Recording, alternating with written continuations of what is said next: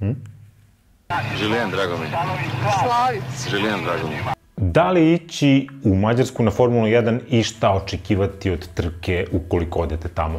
I pre nego što krenem, da se zahvalim na povećanoj popularnosti za ovaj kanal. Dobio sam jedan zahtev da napravim brzo video o Jim Clarku, nažalost to zaista ne može tako brzo da se uradi da bi bilo vredno jednog tako velikog imena. Taj video je u procesu pravljenja, ali morat ćete još malo da sačekate.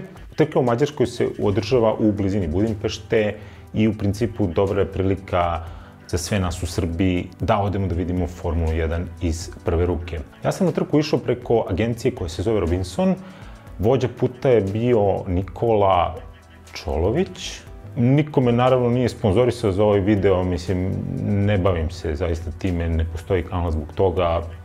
Eto, našao sam ih na internetu i uplatio kao bilo koji drugi aranžman. Treba samo da napomenem da sam išao sam i čini mi se da oni daju opciju za jednu krevetnu sobu ili opciju da vas sa nekim spare kako biste, eto, imali manje troškove. Tako da, generalno nije problem, čak i ukoliko nemate s kim da idete. Međutim, ono što sam ja tamo osetio jeste da je odlazak na Formulu 1 odlična prilika i da povedete nekoga ko nije baš ljubitelj Formule 1. Da budemo iskreni, nema šanse uživo da pratite formulu kao što to možete da uradite kod kuće, gde je zavisno od toga šta imate od pretplata, možete gledate i više kamera odjedno, možete gledate statistike, live timing i sve ostalo. Tamo je moguće neke stvari gledati na internetu, kao što su recimo vremena, i pronaći neki veliki ekran gde imate engleski prenos, ali generalno ne možete da znate toliko detaljno šta se dešava u toku trke i tokom celog vikenda. Međutim, iskustvo je zaista odlično, ne samo zbog zvuka Formula 1, već zbog čitavog doživljaja. U pitanju je prava atmosfera kao neki, recimo, festival muzike ili tako neki karneval. Veoma je lep doživljaj. Aranžman je izgledao tako da smo u četvrtak večer kretali iz Beograda, putovali smo i pravo ujutru došli na stazu za slobodne treninge Formule 1 kao i trke Formule 2 i 3. I obavezno pre svega kažem, pričam o mom iskustvu iz 2018. godine, ono je verovatno nešto drugačije ove godine, ali mislim da će većina stvari biti veoma slična sa onim što sam ja doživeo. Dolazite autobusom na stazu i dočekat će vas veoma veliki gužve još pre autoputa, međutim, poučeni našim gužvama mislite da ćete propustiti, ne znam, nija pola programa u toku dana, međutim, stižemo na vreme. Ja sam kupio kartu koja se zove General Admission. Samo sekund.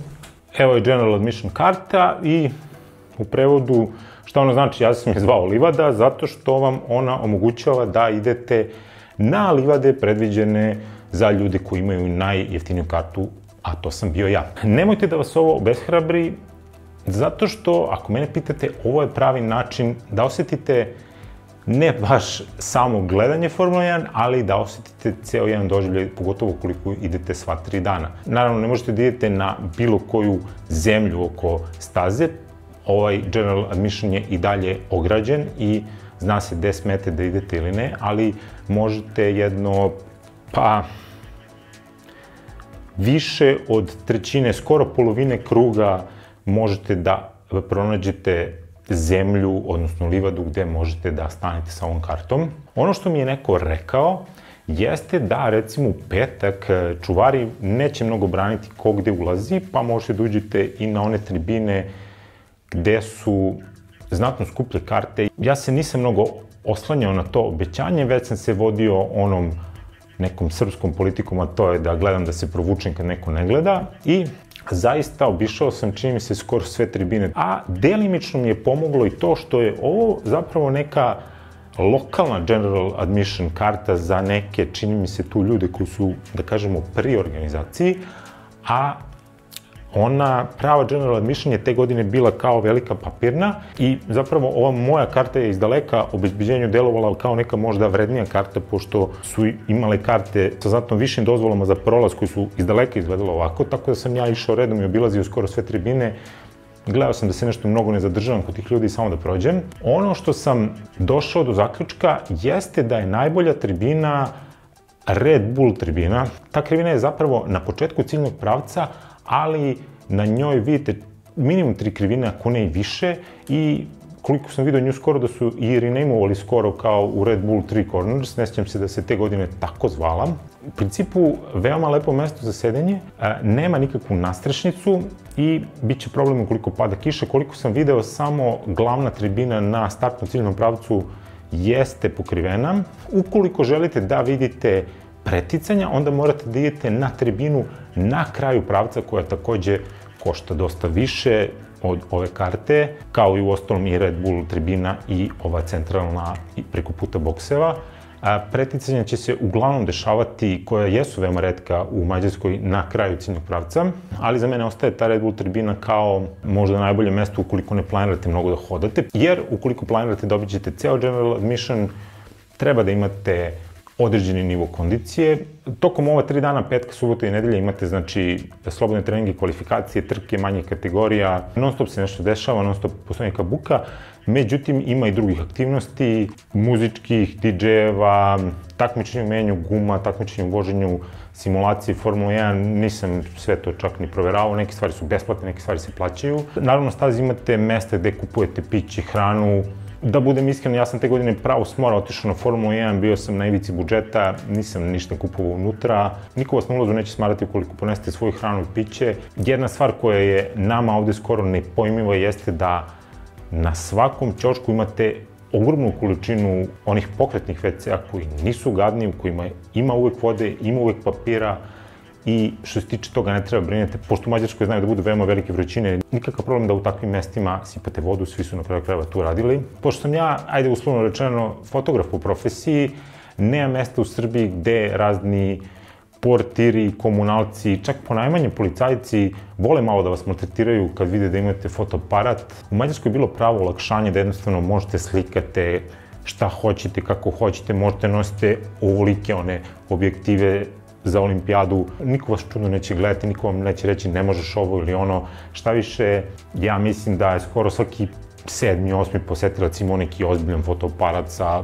dobrim zoomom. Nadam se da me neće mrziti da u montaži ubacim ovde neke slike koje sam ja napravio sa relativno u tom momentu poluamaterskom opremom, čak nisam ni nosio ono maksimum što sam imao zbog težine na kraju krajeva u rancu, jer sam znao da ću faktički 3 dana biti na nogama. Još neki momenti iz te 2018. Naravno, idete sa Srbima i neki od njih idu tamo već ko zna koji put i naučili su sve fore. Moram budem iskren, ja sam u nedelju uspeo da završim na centralnoj tribini. Na foru sam ušao unutra, znate šta radite, to takvi smo, to radimo. Tamo sam upoznao dosta dobre ljude, pozdravio bih Bojana Ilića i celu njegovu porodicu, kao i Željka Ivanović i takođe njegovu porodicu koji su bili tamo. Bojan je naravno organizovao da mi uđemo na tu tribinu. Trudio sam se da nikom ne smetam i da nikom ne oduzmem mesto. 2 noći se noći u hotelu u blizini. Doručak je tada bio uključen u taj aranžman, koji je onako, ok, zavisno kada dođete, ništa specijalno, ali opet ništa gore nego što ono, verovatno svi mi jedemo kod kuće. Generalno vremena za neki drugi obilazak Budimpešte ili Mađarske nema, jer ja sam faktički 2 dana proveo na nogama šetajući po stazi. Ono što mi je možda malo falilo jeste neka atmosfera u autobusu gde ljudi malo nisu hteli da se bockaju kod toga ko voli koja kola, proizvođača, motora, vozača i tako toga. Previše su svi bili onako kulturni, što meni zanimljivije mi je malo tu da pričamo ko je kad bio brži, ko je zloupotrebio pravila, ko je malo čitao i tako to, ali ajde, nema veze. Uglavnom, tokom ta 3 dana sam upoznao dobru ekipu. Takođe, Robinson je maksimalno ispoštovao sve ono što je napisao. Nikakvih problema nije bilo u putu, nikakvih problema na granicama. Moj zaključak jeste da, ukoliko ste ljubitelj Formula 1, treba da iskoristite tu priliku i odete tamo. Međutim, čak i ljudi koji nisu ljubitelji Formula 1, a malo su, da kažemo, avanturističkog duha, u smislu da im nije teško da napune ranac, da šetaju, da probaju razne stvari, da treba da idu tamo. Ukoliko spadate među one koji više vole da sede i naručuju hranu, piće i sve to, ima i tamo, ali jednostavno treba će vam dosta veći budžet.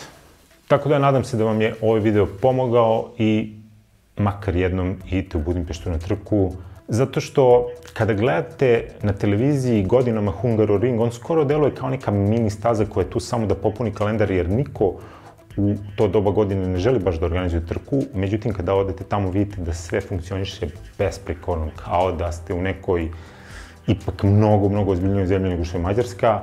I onda samo možete zamisliti kako je na nekim istorijski još većim trkama kao što su Spa, Silverstone, Suzuka, Monza.